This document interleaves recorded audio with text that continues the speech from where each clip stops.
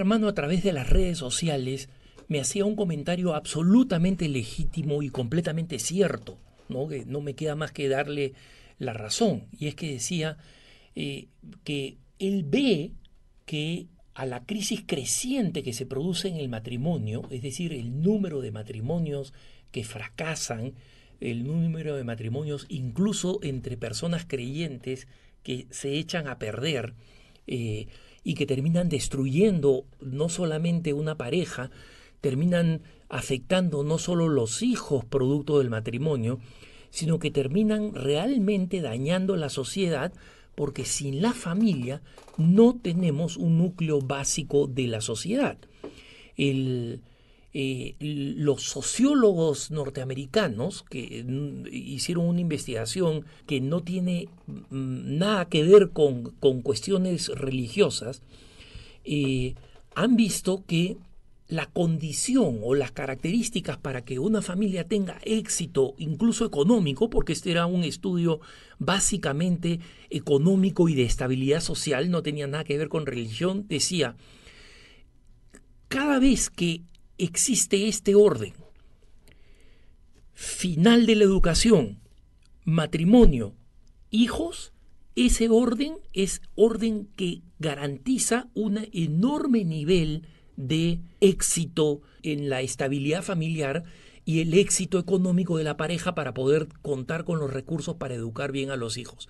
Cada vez que se rompe ese desorden, un hijo antes del matrimonio, no, el matrimonio antes de terminar los estudios, el hijo antes de terminar los estudios, cualquier cosa que rompa esta cadena incrementa enormemente las probabilidades de que no existan condiciones justas y buenas. Y por si acaso, quiero decirles una cosa.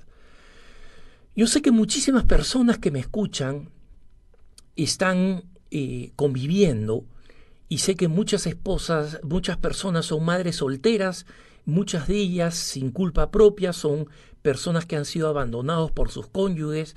En consecuencia, no estoy aquí de ninguna manera decretando que está mal su situación, salvo el caso de los que están conviviendo, porque ante los ojos de Dios necesitan casarse.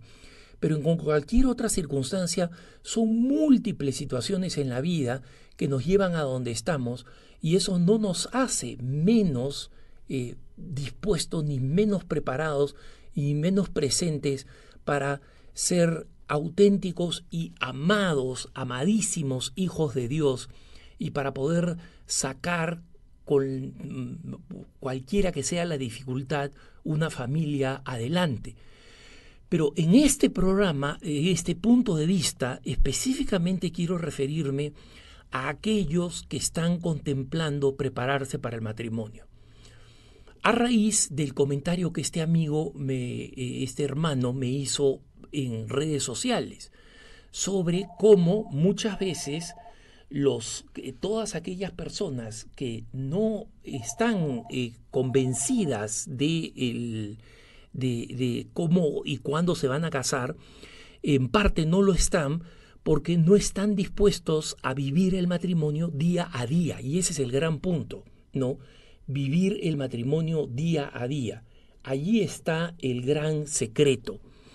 ¿Y qué cosa significa vivir el matrimonio día a día? Significa que el que va a casarse, y significa que el que se ha casado, el que está en un matrimonio joven, tiene que estar básicamente pendiente de lo que da y no de lo que recibe. Y ese es un cambio mental muy diferente. ¿Por qué? Porque nosotros hemos venido de ser personas que usualmente hemos recibido. Nos cuidaron cuando éramos bebés, recibíamos atención, recibíamos alimentos, recibíamos vestimenta. De adolescentes recibíamos atención, recibíamos educación, recibíamos ayuda para cualquiera de nuestros pequeños gastos que podían ser incluso relacionados a la diversión. De jóvenes recibimos apoyo para nuestra educación, para nuestra formación, para nuestros hobbies. En general, hemos tenido una vida en la que hemos recibido, y si no hemos recibido, nuestros padres han hecho todo lo posible por hacerlo. Es decir, si no lo hemos recibido, no ha sido porque no había una voluntad de darnos, sino porque no habían posibilidades y no habían circunstancias. Y eso muchas veces nos ha hecho que muchos jóvenes tengan que trabajar tempranamente, sumarse para ayudar a contribuir para la casa, pero en el fondo, en la psicología juvenil, siempre sigue existiendo esa mentalidad de que, bueno, ahora yo estoy dando, pero no me correspondería recibir, ¿no? Y cuando esta mentalidad, que forma parte de un proceso natural, no es transformada en el matrimonio, entonces es simplemente imposible que este matrimonio progrese, se lleve bien, porque cada uno está pensando en lo que el otro le tiene que dar en vez de estar pensando en lo que cada uno debe dar. Recordemos lo que dice San Pablo, que es una frase muy sencilla, pero radical en sus consecuencias. Hay más alegría en dar que en recibir. Y esto lo experimentan los abuelos, por ejemplo, ¿no? Los abuelos les encanta darles cosas a los niños. Yo varias veces me he preguntado, después de haber sido educado en un hogar bastante severo por mi papá, desconocerlo cuando se volvió abuelo de mi sobrina. Era simplemente una persona completamente distinta, no hacía más que dar y dar y dar. Y yo le preguntaba, oye, ¿qué pasó? ¿Por qué yo no recibí nada de eso, no? Y entonces mi papá, entre sonriente y avergonzado, me dijo, es que mira, de abuelo tú ya no tienes la responsabilidad de educar a los hijos. El abuelo se puede dar el lujo de, entre comillas, malcriar un poco, ¿no? De ser esa otra instancia donde los niños y los jóvenes encuentran una salida, un pequeño escape a las normas de la vida que los padres tienen que establecer. Pero la verdadera escuela para el matrimonio es un buen matrimonio. Y lamentablemente, ¿qué hacemos con aquellas parejas católicas, convertidas, etcétera, pero que lamentablemente no han tenido la oportunidad de vivir un buen ejemplo del matrimonio por distintas circunstancias? Porque sus padres no compartían sus valores de fe, porque los adquirieron muy tarde, porque hubo un divorcio, una separación o cualquiera de las otras circunstancias.